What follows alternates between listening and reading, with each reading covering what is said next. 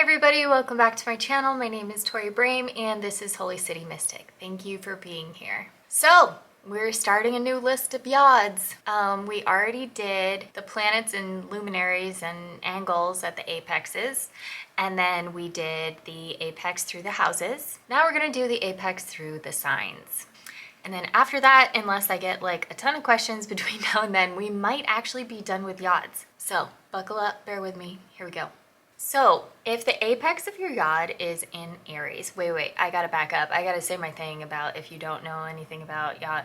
So if you don't know anything about Yods, please follow the link below. I have different videos talking about how to find them and what they mean in your birth chart.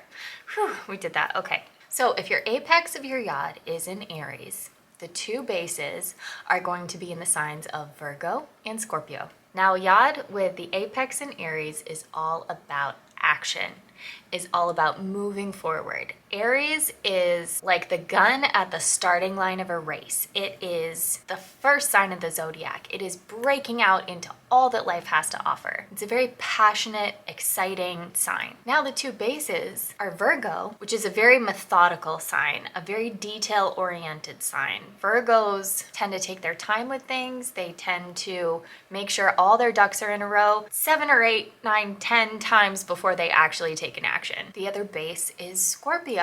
Scorpio is all about diving deep, looking at what is behind the veil, looking at what is underneath the surface. So Scorpio is all about, so I think of the phrase with Scorpio being like, but wait, there's more.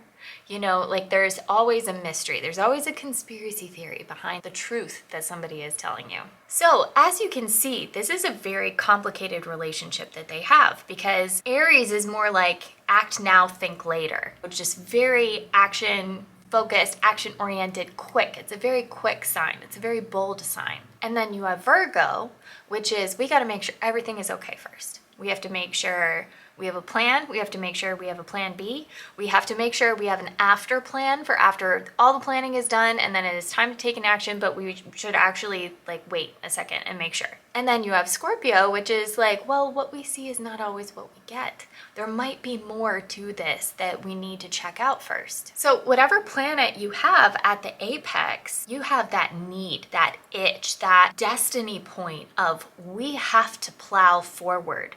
We have to make this work. We have to take this action.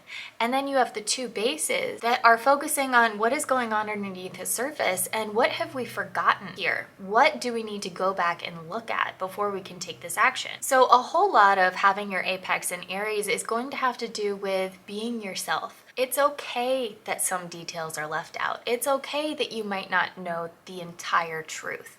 Taking that action is okay. It's going to feel uncomfortable. It's going to feel like you might get punished for it. There's going to be a lot of stuff going on that makes taking actions feel wrong, but they're not. That is your apex. That is what you're supposed to be doing. Now, moving forward with something without any planning or any looking underneath the surface is not something that you want to do, obviously, but your default is to not take actions because you are so focused on these other things.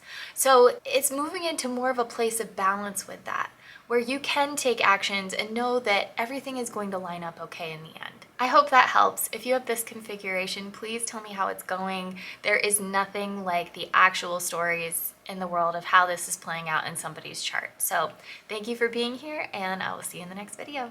Bye.